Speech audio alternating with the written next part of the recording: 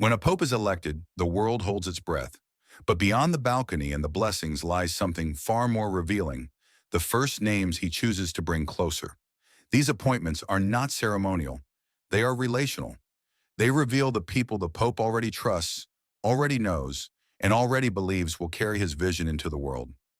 Pope Leo XIV, elected during a moment of global uncertainty and deep longing for spiritual clarity, began his pontificate by choosing 5 individuals whose stories are profoundly intertwined with his own. These are not just appointments. They are echoes of his past, expressions of his priorities, and signs of where he intends to lead the church. Let us uncover who these 5 are and what their relationship with the new pope tells us about the future of Catholicism. Number 5. Father Edgard Ivan Rimaicuna Inga, the heart beside the Holy Father. Born in Chiclayo, Peru, Father Edgard was once a seminarian under the pastoral care of then-Bishop Robert Prevost, long before the world knew him as Leo XIV. The future pope recognized in him something rare: spiritual discretion, emotional intelligence, and a heart molded by simplicity. Their relationship matured not in Roman palaces, but in dusty chapels, parish visits, and shared Eucharistic adoration. Over time, Edgar became not just an assistant, but a mirror, someone the bishop could speak freely with, someone who understood his unspoken burdens, someone who didn't need a title to be trusted. When Cardinal Prevost was later called to Rome, he brought Edgar with him, not for protocol, but for presence. And when the white smoke rose and the church cheered the arrival of Pope Leo XIV, one of his first quiet acts was to confirm Father Edgard as his personal secretary. The role itself is more important than many realize. This is the priest who screens every message, who schedules every moment, who sees the Pope before and after every decision, every liturgy, every meeting. He walks behind the Pope at public events and walks beside him in silence when the crowds are gone. Yet what makes this relationship extraordinary is not proximity, but intimacy. Father Edgard is the keeper of spiritual tempo. He knows when to speak and when not to. He understands what moves the Pope to tears, what worries him, what gives him peace. He reminds Leo XIV of the missions they visited in Peru, of the confessions they heard, of the poor they knelt before. In the complexity of Vatican leadership, Edgard is the anchor to something simpler, something deeply Marian, deeply human. This appointment was not dramatic. It wasn't meant to be. It was an act of fidelity.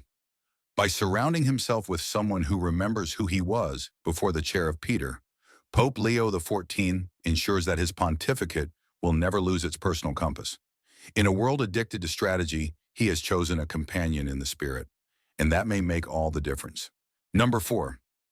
Cardinal Baldassare Reina, guardian of doctrine, reformer of formation. One of Pope Leo XIV's earliest public appointments was the designation of Cardinal Baldassare Reina as Grand Chancellor of the John Paul II Pontifical Theological Institute for Marriage and Family Sciences. The position had seen much controversy in recent years, with debates surrounding its theological direction and fidelity to church teaching. By appointing Cardinal Reina, a man deeply trusted in Rome and known for his pastoral clarity, Pope Leo XIV made a statement. The Church's response to the crises of family and anthropology must be firm, faithful, and pastoral. Their collaboration predates the papacy. Both men had worked in close proximity through Vatican synods and consultations on catechesis and formation. Pope Leo admired Reina's ability to teach the truths of the Church without losing compassion. Reina, in turn, had praised the future Pope's courage in defending doctrine while remaining rooted in mission. This is not merely an administrative appointment, it is a theological course correction, carried out by a man the Pope sees as both scholar and shepherd. Number 3.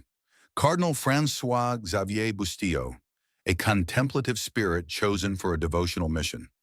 The announcement that Cardinal Francois Xavier Bustillo would serve as the papal envoy to the 350th anniversary of the Sacred Heart apparitions was more than symbolic. It was deeply spiritual. Pope Leo XIV, shaped by a lifelong devotion to the Sacred Heart of Jesus, has often spoken about the need for the Church to rediscover the heart that suffers for sinners. His choice of Bustillo, a Franciscan steeped in contemplative theology, was both intentional and intensely personal. Their relationship developed through shared work on pastoral formation in Europe and through mutual admiration for liturgical simplicity and theological depth. Bustillo had written and preached extensively on the mercy of Christ in the Sacred Heart as a source of missionary strength, echoing much of what Leo XIV had taught during his years in Latin America. By sending him to Prelimonial, the Pope entrusted not just a diplomatic task, but a sacred legacy. Bustillo now carries the Pope's devotion into the global spotlight with the mission of reawakening a timeless love. Number 2. Father Dave Dean Capuchao, a shepherd raised from the peripheries. The appointment of Father Dave Dean Capuchao as Bishop of the Prelature of Infanta in the Philippines was one of Pope Leo XIV's first international episcopal nominations, and yet it wasn't surprising to those who have followed the Pope's consistent focus on elevating humble, mission-oriented leaders. The Pope had encountered Capuchao during various pastoral consultations involving Asia, and had long admired his commitment to marginalized communities, especially in rural and coastal regions threatened by poverty and climate vulnerability. What impressed the Pope most was Capuchao's quiet witness. No self-promotion, no ideology, just the daily service of souls. In making this appointment, Pope Leo XIV showed his belief that the future of the Church lies not only in the corridors of Rome, but in the chapels of forgotten places. Capuchao now embodies the Pope's desire for bishops who carry both a crucifix and the smell of the sheep. Number 1. Father Miguel Ángel Contreras La Haruna, SM, a fellow servant from the land of their mission. Peru once again came into view when Pope Leo XIV appointed Father Miguel Ángel Contreras La Haruna, a member of the Society of Mary, as auxiliary bishop of Callao. It was not just a national connection, it was a fraternal one. Pope Leo had known Contreras during his years as a bishop in Peru. They had shared masses, mission visits, and countless moments of pastoral challenge. They knew what it meant to work in overcrowded cities, underfunded parishes, and spiritually thirsty communities.